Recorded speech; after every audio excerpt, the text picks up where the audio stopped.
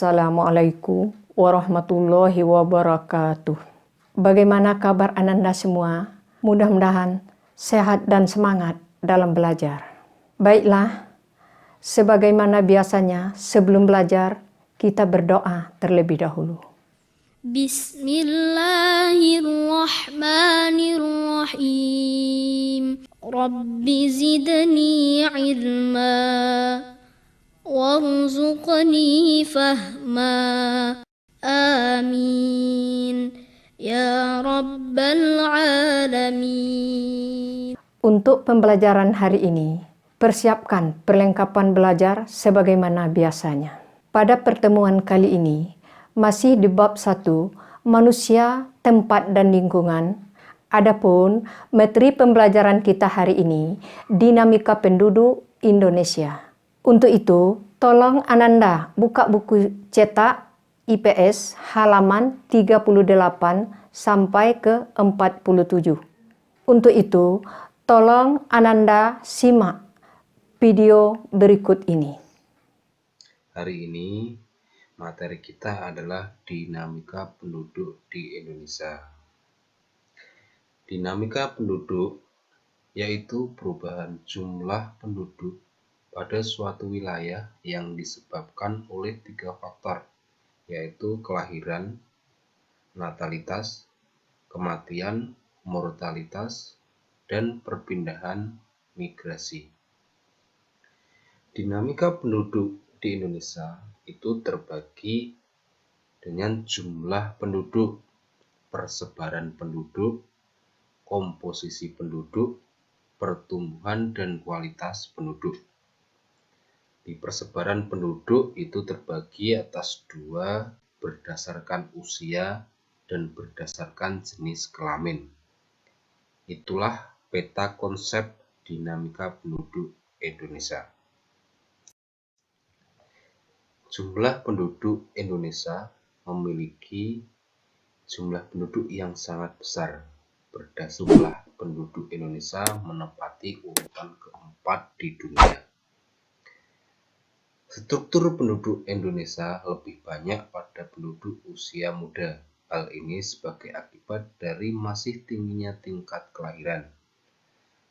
Pertumbuhan penduduk sangat tinggi, yaitu nomor keempat di dunia setelah Cina dengan 1.372 juta jiwa, kedua India dengan 100.314 juta jiwa, Amerika Serikat 321 juta jiwa, dan nomor 4 Indonesia dengan angka 256 juta jiwa. Persebaran penduduk adalah bentuk penyebaran penduduk di suatu wilayah atau negara. Apakah penduduk tersebut tersebar merata atau tidak? Persebaran penduduk dapat dikenali dari kepadatan penduduk. Dari gambar pertama, itu ada kepadatan penduduk yang sangat banyak. Dari gambar kedua, di Pulau Jawa paling padat penduduk. Komposisi penduduk adalah pengelompokan penduduk berdasarkan usia atau umur, jenis kelamin, mata pencaharian, agama, bahasa, pendidikan, tempat tinggal, jenis pekerjaan, dan lain-lain. Komposisi penduduk diperlukan dalam suatu negara karena dapat dijadikan dasar pengambilan keputusan ataupun penentuan kebijaksanaan dalam pelaksanaan pembangunan.